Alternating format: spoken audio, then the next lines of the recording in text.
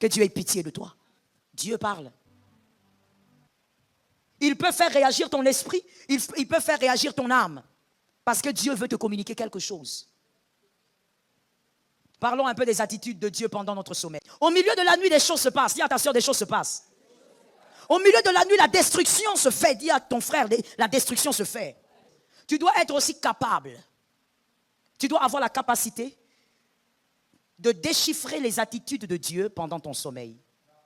S'il t'arrive par exemple de te réveiller très souvent la nuit, mais sans une raison apparente, sans une bonne raison. Ce n'est pas que tu as envie d'aller aux toilettes, ce n'est pas qu'il y a quelque chose qui t'a dérangé, que tu as mal dormi, ce n'est pas qu'il y a quelque chose qui t'a embêté, mais tu as l'habitude de te réveiller au milieu de la nuit. Écris bien ça. Tu dois être capable de déchiffrer les attitudes de Dieu. Dieu a des attitudes. Pendant ton sommeil.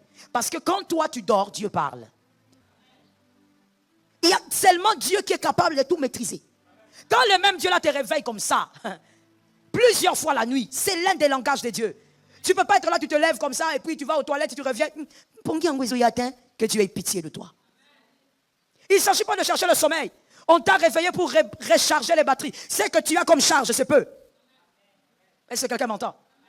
Si tu sais que tu vas sortir et que là où tu vas aller, il n'y aura pas possibilité de charger ton téléphone, tu vas t'organiser pour le charger convenablement. Afin que tu ne sois pas lobat quelque part. Ton esprit a besoin aussi d'être rechargé. C'est l'esprit qui affronte les esprits. L'âme n'affronte pas les esprits. La chair n'affronte pas les esprits. L'esprit affronte l'esprit. Maintenant, quand l'esprit là va venir, un esprit, prenons seulement un esprit humain, un esprit humain, un sorcier là qui s'amuse à venir vous ruiner, vous les hommes et les femmes de la famille. Quand il vient la nuit, il te trouve là en train de ronfler. Et non seulement toi tu ronfles, parce qu'il faut tenir compte du fait que quand tu dors, c'est ton corps qui dort, ton âme est en repos, mais l'esprit ne dort pas. Donc ton esprit, il est là, il voit, mais il est incapable. L'esprit humain vient, il le traumatise. Ton esprit est là, comme quelqu'un qu'on a ligoté, il ne peut rien faire. Pourquoi? Parce que toi, tu n'es pas vigilant, tu n'as pas compris que quand Dieu t'a réveillé plusieurs fois, c'était pour te dire, il y a un combat, recharge. Commence à prier, commence à louer le Seigneur, commence à adorer, mais recharge les batteries. Est-ce que quelqu'un m'entend? La Bible a raison quand elle dit, il n'y a aucune tentation qui ne soit plus forte que vous. Aucune. Aussi, il n'y a aucun combat qui n'est plus grand que toi. Si tu n'arrives pas à vaincre, c'est parce que tu as été distraite quand il fallait recharger. Tu as été distraite quand il fallait emmagasiner de l'énergie spirituelle. L'une des attitudes de Dieu, pendant que nous dormons, il vient vous réveiller sans arrêt. Il y a même des gens, Dieu les tourmente à un niveau, mais lui aussi, il est à un niveau d'ignorance incroyable. Il va se réveiller, des fois même il s'étonne. C'est tout, non. Aujourd'hui, je suis allé aux toilettes plusieurs fois. C'est anormal. Mais il ne comprend toujours pas. Il cherche toujours le sommeil. Mon frère, quand Jésus fait fuir le sommeil, toi tu cherches. Jésus fait fuir le sommeil parce que tu dois recharger les batteries. Toi tu cherches. Peut-être qu'en ce moment-là, Jésus est en train de voir combien le cœur de tes enfants sont en train de se détruire. Il est en train de voir, il dit, cette femme doit prier, sinon elle va perdre ses enfants.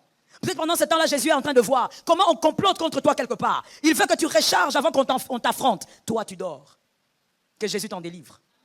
Deuxième attitude de Dieu pendant notre sommeil. Au milieu de la nuit. Souvent, c'est au milieu de la nuit. Au milieu de la nuit. Comme même quand on a arrêté le Christ, c'était au milieu de la nuit. Au milieu de la nuit, vous constatez que vous avez une grande peur qui vous envahit. Vous n'avez pas reçu de mauvaises nouvelles. Vous n'avez pas entendu quelque chose de traumatisant. Mais vous sentez une très grande peur vous envahir. À l'occasion de rien du tout. Au milieu de la nuit. Soit une grande peur ou encore une très grande tristesse. Vous vous sentez très triste du coup. Vous vous réveillez au milieu de la nuit et vous vous sentez vraiment triste. Et vous ne comprenez pas pourquoi, parce qu'il n'y a pas de raison. Là, c'est un grand langage de Dieu, un très grand, qui est en train de vous dire deux choses à retenir pour la vie et à écrire. La première chose, Christ est en train de vous dire, un deuil arrive. Et c'est inévitable. Quelqu'un d'important va tomber. Ou alors, Christ est en train de te dire, prie pour éviter ça. Mais en tout cas, il s'agit d'une mort. Une mort. Peut-être que pendant que Dieu t'a réveillé, dans le monde de ténèbres, on est déjà en train de ligoter une personne de ta famille, un membre de ta famille.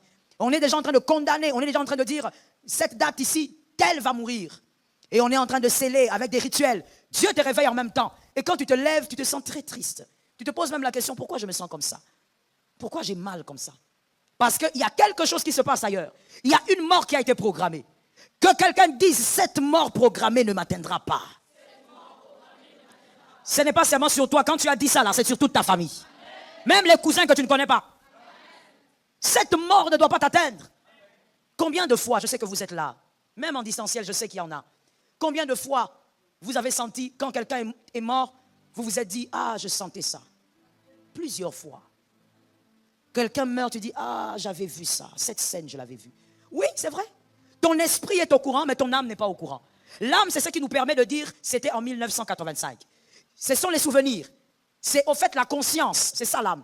Mais l'esprit, très souvent, est au courant des choses que l'âme ne connaît pas. Ce qui fait que tu peux dire, je sens que quelque chose va arriver. Tu sens, mais tu ne sais pas.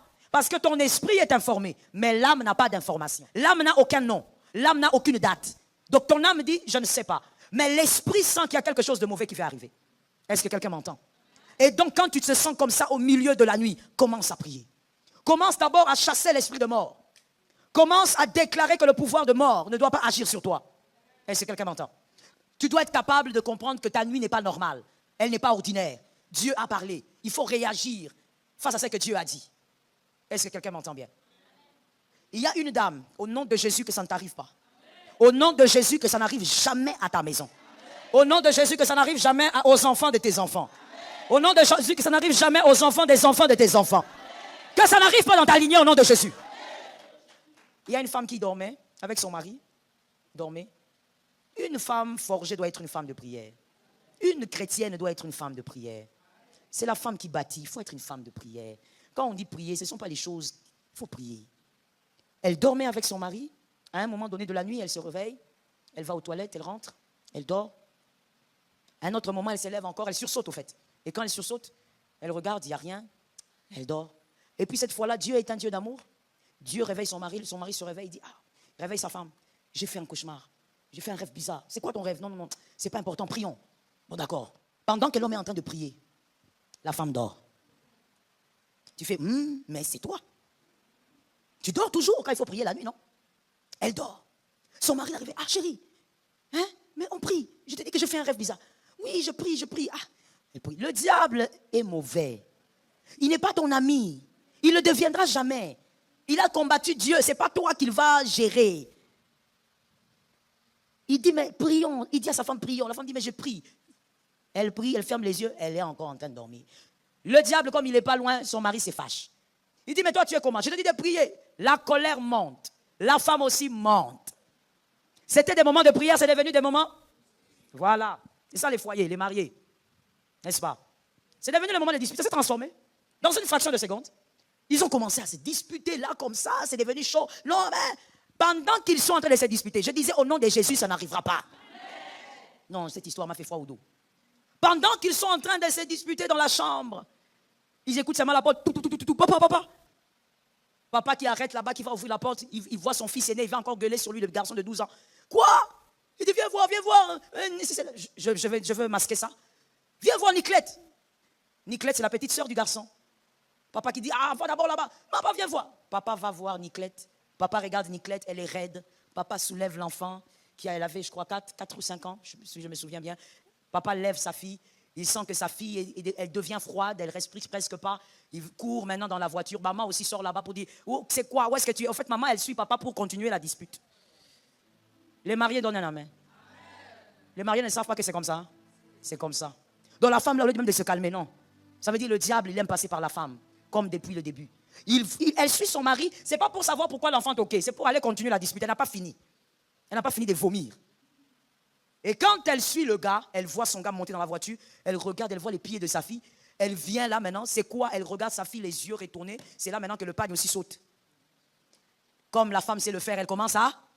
Le diable, il avait déjà fixé tout un schéma. Dieu, avant même que le diable ne commence l'opération, Dieu avait déjà commencé à réveiller la femme. Avant même que l'homme fasse le cauchemar, pour maintenant amener les gens à réaliser qu'il y avait un danger. N'est-ce pas que Dieu avait commencé déjà par la femme? Avant que le diable ne t'attaque, Dieu va déjà commencer. Il va commencer à te révéler, mais le problème avec toi et moi, c'est qu'on n'est pas vigilant du tout. Ils sont allés à l'hôpital. Maman, je vais taire le nom de l'hôpital. Ils arrivent à l'hôpital. Ils descendent l'enfant. Ils amènent la civière. Ils regardent. Ils disent, ah, vous nous avez amené un cadavre. Quand la dame là m'a appelé. Oh maman, moi je ne quitterai pas ici. Maman, viens. L'enfant va ressusciter. Je lui ai dit, tu sais ce que tu dis là? sur ta tête. Arrière de moi, Satan. Tu m'appelles moi là, que je quitte ce que je suis en train de faire pour aller là-bas. Pourquoi? Alors que Dieu n'avait même pas prévu qu'un pasteur intervienne. Dieu avait prévu que toi-même tu te lèves parce que la fille était attaquée. Si elle s'était réveillée, compris le sens de son réveil, elle avait prié, elle serait réveillée ce matin-là avec sa fille. Mais voilà, non seulement elle n'avait rien capté, mais même quand Dieu touche son mari, elle dort. Bien aimé, moi je n'ai jamais donné tort aux personnes qui pensent que les gens qui aiment dormir pendant la prière sont envoûtés. Oui, maman, je n'ai jamais donné tort aux gens qui prêchent ça. Ce n'est pas normal. Parce que toi, si tu te mets à regarder la télé, tu ne vas pas dormir. Tu te mets à regarder ta série là, qui ne te fait rien dans ta vie là, tu ne vas pas dormir. Mais c'est seulement quand on commence seulement à prier, quand on commence à prêcher. Surtout quand on prêche les liens de votre famille. Tu cherches dans l'église la position, tu cherches la colonne la plus solide. Tu cherches, quand tu touches la moquette ici, tu dis, Dieu, tu vas près de la chair, tu t'étales là-bas comme si tu mets tout l'onacé. Non, tu es en train de dormir. Certains sommeils sont des sommeils d'envoûtement. Comment ça? Toi, tu as déjà vu quelqu'un, on lui donne par exemple le contrat de travail, et on veut l'engager, on lui donne son contrat, on dit signer, il commence à dormir. Certaines choses ne sont plus logiques. Il y a des sommeils bizarres, ma soeur. Cette femme a perdu l'enfant, et puis elle me dit, pasteur, si j'ai bien compris, j'ai perdu ma fille. J'ai dit, mais qu'est-ce que tu veux que je te dise? Je veux répéter seulement ce qu'on t'a déjà dit. Tu as perdu ta fille. Il a perdu sa fille. Quand je les ai reçus je ne sais plus c'était quand là, je les ai reçus, l'homme m'a dit, pasteur, j'ai du respect pour les hommes de Dieu, mais je veux vous dire une chose, c'est que j'ai décidé que ça soit d'abord comme ça. Et moi je connaissais la décision. Quand un homme te dit ça, ça veut dire quoi?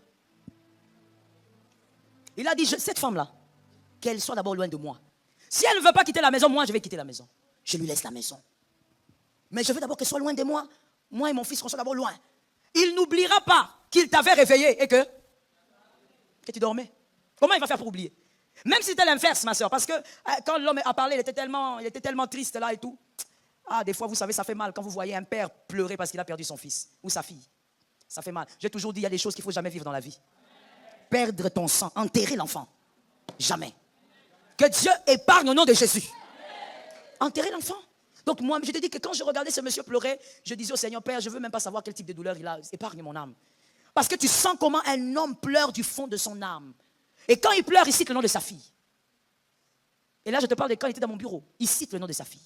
Il a mal. J'ai demandé à ce monsieur de prier. On a prié avec. Il m'a dit, je dois partir. Je pars. J'ai laissé le monsieur partir. La femme est en train de dire, maman, pourquoi il fait ça? Non, moi aussi j'ai perdu ma fille. J'ai dit ceci à la femme. J'ai dit, maintenant essuie d'abord tes larmes. On reste maintenant entre nous. Essuie tes larmes.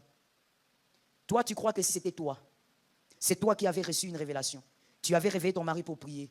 Et qu'il avait fait ce qu'il avait fait. Tu allais réagir comment? Je lui ai dit, des fois, il ne faut pas réagir parce que tu veux absolument tirer les draps de ton côté. Toi aussi, tu as perdu ta fille, c'est vrai. Mais lui, il est en train de réagir face à quelque chose. C'est pourquoi des fois, les hommes disent, les femmes n'aiment pas traiter le problème. Des fois, c'est vrai. Le problème, ce n'est pas que l'enfant-là n'est pas à toi. Le problème n'est pas celui-là. Le problème n'est pas le fait que vous deux, vous avez perdu l'enfant. Le problème est le fait que toi, quand on t'est réveillé, c'est ça le problème. Je lui ai dit, il faut un peu guérir de cette histoire-là, où on dit aux femmes, les femmes ne savent pas voir le problème en face. Il faut regarder le problème en face. Tu as aussi perdu ta fille, mais lui parle de quelque chose. Et c'est un souvenir qui va commencer à revenir sans cesse. Elle était là comme ça. Maintenant, pendant que je te parle, hein, elle est toujours chez, je ne sais pas, sa tante ou qui. Elle est là-bas. L'homme, il est là, chez lui avec son fils. Il a tellement mal qu'il ne veut pas voir cette femme. Maintenant, tu as perdu l'enfant. Tu ne peux pas voir ton fils. Ton foyer, tu ne l'as pas. À cause de quoi? Le bango bien. Certaines choses, quand vous voyez Christ martelé dessus, ça peut sembler ordinaire, mais c'est parce que le diable peut passer par là pour faire des dégâts. C'est comme ça qu'il est venu voir les disciples. Il leur a dit, mais attendez, moi je suis venu avec vous prier. Je vous ai laissé. Vous n'avez même pas fait 1 heure, vous dormez. Jésus fait des reproches aux disciples par rapport au sommeil. Parce que le diable, s'il veut attraper ce domaine pour te détruire. Au milieu de la nuit, des choses se passent. Dis à ta soeur, des choses se passent. Au milieu de la nuit, la destruction se fait. Dis à ton frère, la destruction se fait. Tu ne peux pas dormir, j'ai toujours l'habitude de dire, tu ne peux pas dormir comme un bébé, madame, si tu es déjà marié. Célibataire, tu ne peux pas dormir comme un bébé toute la nuit. Il y a des choses qui se font. La nuit, il y a des choses qui se passent. Toi, tu ne peux pas être là, tu es en train de ronfler. Tu te réveilles le matin, tu vois les retombées de ton ronflement. Tu commences à appeler tous les pasteurs de Kinshasa. Sois raisonnable. Quand Dieu t'envoie des signaux la nuit, comprends que l'heure est grave.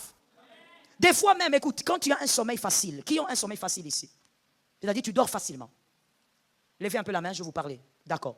Quand tu as un sommeil facile et que tu constates que cette nuit-là, tu n'es pas embêté par quelque chose, tu n'es pas dérangé par une situation, parce qu'une situation qui dérange peut aussi t'ôter le sommeil. Mais tu n'as pas tout ça. Mais tu constates que le sommeil ne vient pas. Alors que toi, tu as un sommeil facile. Prie. Dieu t'a privé de quelque chose de naturel pour que tu pries. Dieu t'a privé de quelque chose qui va te faire poser la question. Pourquoi? Pour que tu pries. Est-ce que quelqu'un m'entend? Une prière pendant 30-40 minutes peut sauver la destinée de ton foyer. Ça tombe sur quelqu'un qui a entendu. Une prière de 40 minutes peut sauver la destinée de tes sœurs, de tes frères. Ça peut sauver la destinée de tes enfants. Oh my God, prie. Je vais finir par ce c'est pas un témoignage, c'est peut-être une histoire, ou c'est peut-être une histoire à la gloire de Dieu pour manifester la gloire et la grâce que Dieu fait aux hommes. Je t'ai déjà parlé de ça ici, je crois, un soir, une nuit. Je suis rentré à la maison, je pense à 22h et quelques, après un culte, les réceptions et tout ça. J'arrive à 22h passées. Je me débarbouille, je prends mon thé. Et comme le rituel est tous les soirs, je vais voir les enfants, chacun dans sa chambre. Je vais voir et je vais prier sur eux et tout. Alors je passe par le garçon d'abord. Il dormait évidemment, je prie. Et puis je passe. Je vais chez les filles, je prie. J'impose les mains, je sors. Quand je vais maintenant rentrer vers ma chambre, j'entends l'Esprit me dire, reste devant la porte de la chambre de ton fils. Reste là. Je reste là. Il me dit, prie. J'ai commencé à prier. J'attendais que, au fur et à mesure, parce que chacun avec le Seigneur a les signes qu'il reconnaît quand Dieu veut lui dire, ça suffit. Quand tu es quelqu'un qui prie, tu dois avoir tes signes. Quand tu sens ça, tu sens que Dieu veut te dire, c'est bon, tu as été exaucé. Alors j'attendais le signe. Je prie. Mais le signe ne vient pas. Je continue de prier. À un moment donné, j'ai senti mon esprit vouloir dire autre chose. J'ai suivi les mouvements de l'esprit. J'ai commencé maintenant à entrer dans les déclarations d'autorité. Parce que quand on dit des paroles d'autorité, on ne prie pas.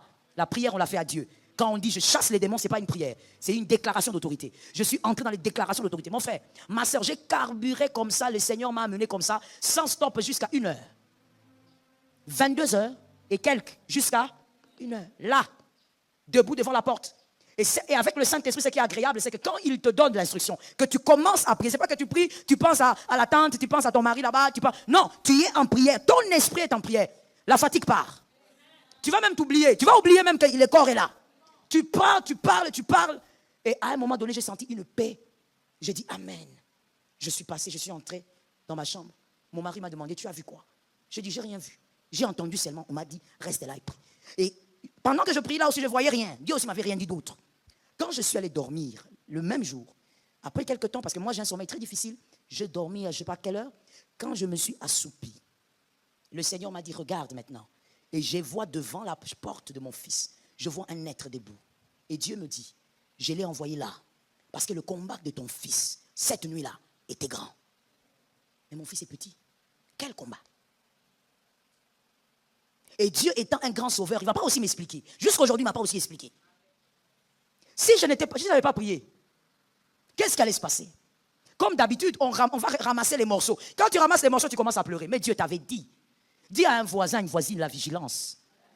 Sois vigilante. La vigilance te permet de capter les réponses des dieux qui ne sont pas des fois claires. Est-ce que quelqu'un m'a entendu? Nous allons prier selon la parole entendue. Nous allons dire au Seigneur de nous accorder non seulement le zèle, mais de nous accorder la force de prier. De créer en nous la soif de la prière et du jeûne. Que Dieu nous donne la victoire sur la chair. Parce que c'est ta chair qui des fois te fatigue, qui t'empêche de prier, qui t'empêche de jeûner. Nous allons prier. Que Dieu nous donne la force. Prions.